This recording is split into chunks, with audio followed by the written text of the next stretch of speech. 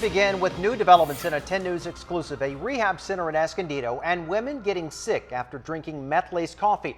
One woman says that tainted coffee could land her in jail for the next 5 years. 10 News reporter Vanessa Van Hefty is live now with her claims of innocence. Vanessa?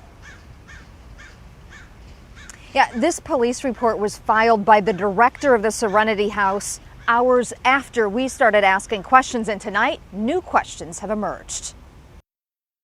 The issue concerning the non-voluntary consumption of a controlled substance while... Angelina Rodriguez faces up to 5 years in prison after violating her parole and testing positive for meth. 5 weeks ago, she was a patient here at Serenity House, now under scrutiny after 6 people got sick from drinking meth-laced coffee. Rodriguez's boyfriend says it explains why she tested positive for meth. Just sad because she's innocent. Robert Freeman says the positive result was a mystery until now. And it answered a lot of questions. The mother of 3 pleaded her innocence weeks before the tainted coffee investigation. Freeman knows her story may be hard for some to believe, but he swears she was clean with one big motivation. Her dreams were her kids, straight out. That everything was about her kids. It was enough for the judge to continue her case. Ms. Ramirez, your attorney's actively investigating this, so I'm going to bring you back on the 28th at 1:30. Police tell 10 News the drug-laced drinks were in a community kitchen that has since been safeguarded to protect the 109 women and small children who live here. Serenity House, contracted by County Health, told 10 News this appears to be of malicious intent toward people in their most vulnerable state. People, possibly, like this mother. Now it's just been a heartbreak every day, and she sets her back to day one, and the program just failed her completely. And police here at the Escondido Police Department confirmed to me that no one was harmed. They say at this point there are no leads and no arrests. Reporting live from Escondido, Vanessa Van Hefty, 10 News. Thanks, Vanessa. We found out about this story through a news tip, and if there's a story in your neighborhood you want us to check out, just email us at tips@10news.com. All right, Kim, Brian Schlonsky here inside the 10 News Live Center with an update to breaking news we've been following since 4 p.m. The Now San Diego, that disruption to trolley service in downtown. You see this MTS sending tweets, updates telling people where to go around if it's impacting you. And this one in particular, they hope to have it reopened by 7 o'clock. I do want to take you live out there right now. This is the 10 News breaking news tracker. You see crews are out there working, trying to fix the line, because here's what happened. The trolley hit a power line, so they worked to get everyone off that trolley, and as you see right now, the crews are out there repairing that line. Because of this, there is no trolley service between City College Station and the Santa Fe Depot. That's the entire C Street corridor, so hopefully these workers will have this fixed, up and running by 7 o'clock. That is the plan. Back to you. Brian, thank you. A crime alert out of the North County. A man is knocked unconscious and robbed leaving a restaurant. His attacker is still on the loose tonight, too. This happened back on February the 25th in Vista. Now, the victim was leaving Morisco's El Pacifico on Santa Fe Avenue when the man came up from behind him, then turned around and hit him in the face, knocking him out. He regained consciousness and realized that someone took about $1,000 from his wallet. Crime Stoppers is now offering a reward for any information leading to an arrest. And new details in the tragic death of this man. He is David Sterner of Chula Vista, and he planned to marry his girlfriend Celeste of 7 years. But last night, he was killed in a freak accident involving a runaway truck that he was fixing. 10 News anchor Robert Santos shows us what led to his death. The victim, David Sterner, came here to help his friend fix his truck. They were at a home at this mobile home park. At the top of this roadway here, see the incline? They were trying to get the truck into a driveway when all of a sudden that truck started rolling down this hill. CHP investigators say that truck wasn't even working when it rolled down the hill some 200 yards, across Aurora Drive, over a drainage ditch, and onto the yard of this family's home. The victim tried to stop the truck by jumping into the open window on the driver's side. Half his body was inside, half outside, but that truck was just going way too fast. The ditch slowed down the truck and kept it from crashing into the home just 10 feet away. A concrete block from the garden flew through the rail on the front porch. My neighbor called me. Lillian lives right next door, but she didn't hear anything. When she came out, she saw the paramedics trying to revive Sterner. He was thrown from the truck and landed in the ditch. He didn't survive. I just pray and light a candle today. David's a guy that had nothing, and he did a lot for me, and I just want to say thank you. Mike, his girlfriend, and his friend Joe visited the crash site to lay a bouquet of flowers in honor of their friend. He lived in Chula Vista with his girlfriend, Celeste.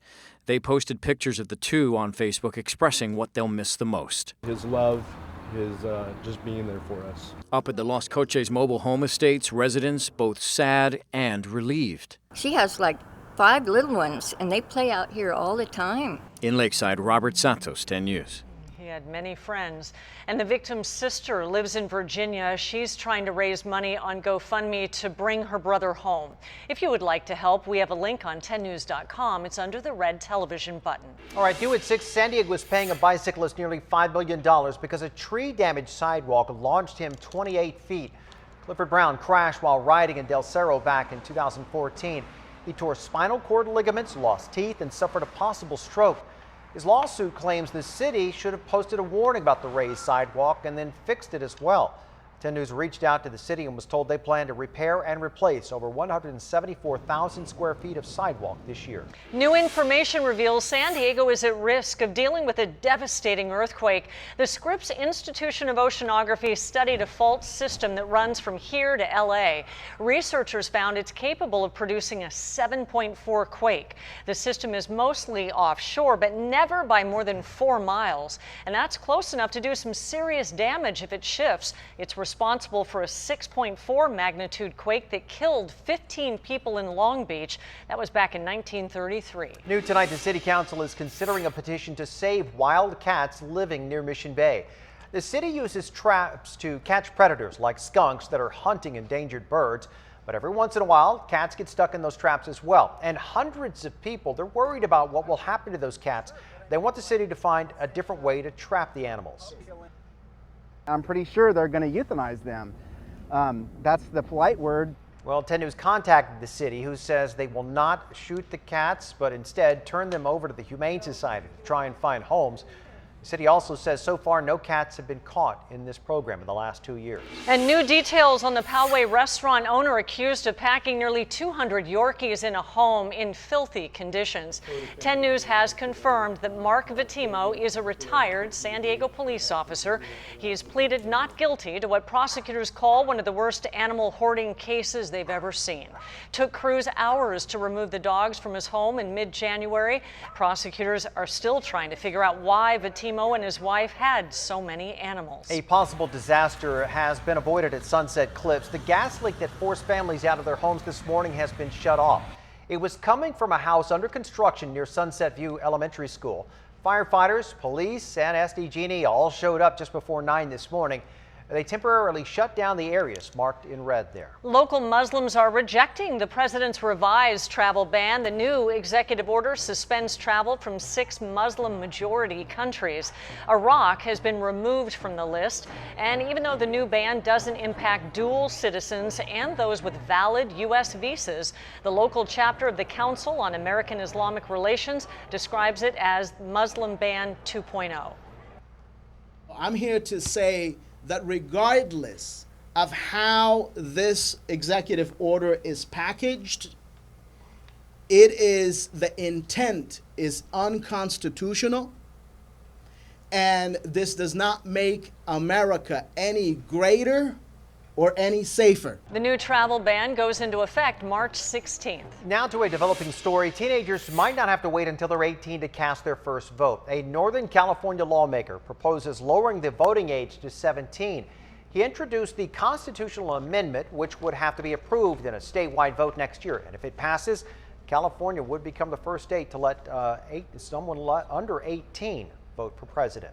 And new developments, this threatening post against a Los Angeles area high school brought out the bomb squad today. You can see the wires and a timer. They're all in that duffel bag.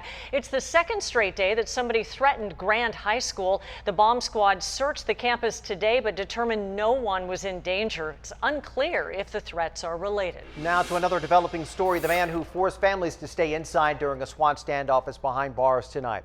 10 News broke this story as the SWAT team rolled up to an apartment in Fallbrook yesterday. Joshua Villegas was holed up inside and deputies believed that he was armed and dangerous.